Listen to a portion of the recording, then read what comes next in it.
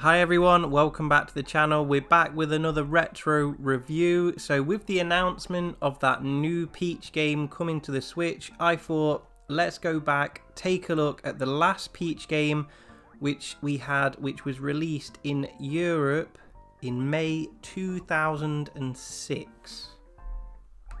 The story. So near to the Mushroom Kingdom, a land known as Vibe Island, which is said to possess magical powers in the form of the Vibe Scepter.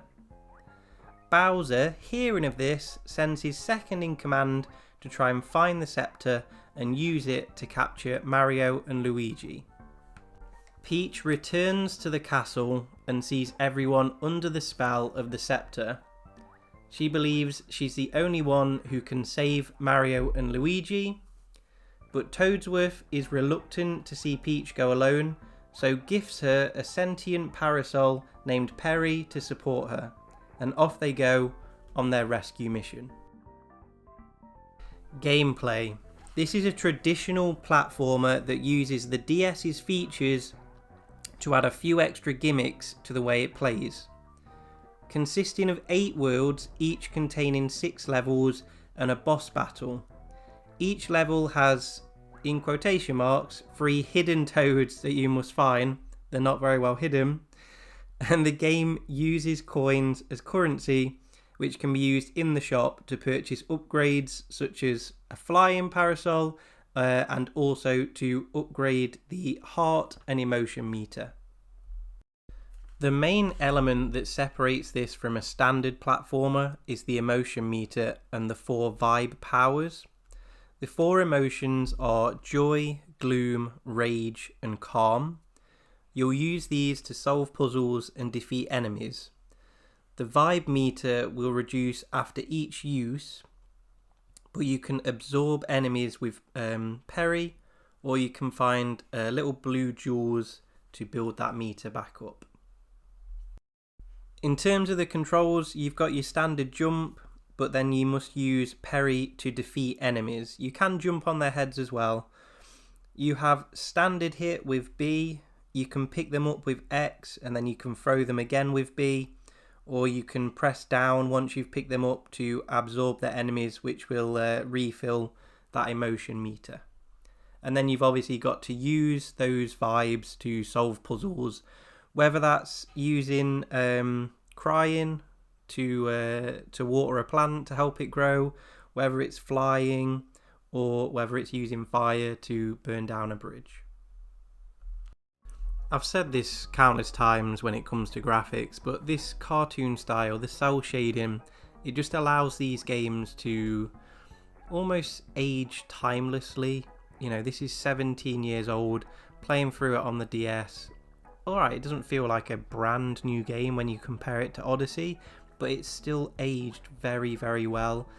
It's used obviously all of the same kind of artwork from the other DS Mario games and the other spin-offs, and for me it's just a perfect art style. It's one that I'll continue to play and play because, as I say, it's a timeless game with this sort of art style. So not necessarily an actual problem with the game, but Nintendo love gimmicks, and with the dual screen, I think they felt like they had to incorporate it with every single game, which is fine. They've made a system to use those gimmicks, so why not? But it's so clumsy when you're trying to use the stylus. There's a few levels where you have to use the stylus, which is fine, and it's a whole stylus level. But then there's other times where I just couldn't be bothered to use the stylus, so I was just pressing the emotions, the vibes with my finger. It left some, you know, fingerprints on the screen and stuff, which is a bit of a pain. And like I say, if you were trying to do it holding the stylus at the same time, it's just a nightmare to do. So yeah, just a little bit of maybe a personal issue. If you've played the game, you'll probably understand what I'm talking about. The price then, so even before the new Peach game was announced, I made a video talking about my favourite DS games, and I said this one is going up and up in price, and I think in the past 3 months, particularly since that announcement of not necessarily a sequel, but since the new game's been announced, This has gone up to £40 plus for a boxed version of this. You can pick this up for about 15 to 20 if you just want the cartridge, but cartridge only for 20 quid, that seems awfully steep. So I would get this one while you can before that price inevitably just keeps climbing and climbing. This game sold 1.7 million copies, which is pretty good for a Mario spin-off. With the hype around the Nintendo Switch and every game that seems to come out on the Switch, just like, particularly if it's a Nintendo game, just sell like 1 million copies straight away. I'd expect it to be tripling what it sold on the DS. I think you'll see some real big hype around this game, so I won't be surprised to see at least 5 million copies of this sold. But thank you for watching this retro review. Let me know what you'd like me to play next, or if there's any retro games that you'd really like to see me play. But I look forward to seeing you in the next video. Thanks a lot, guys. Take care. Bye.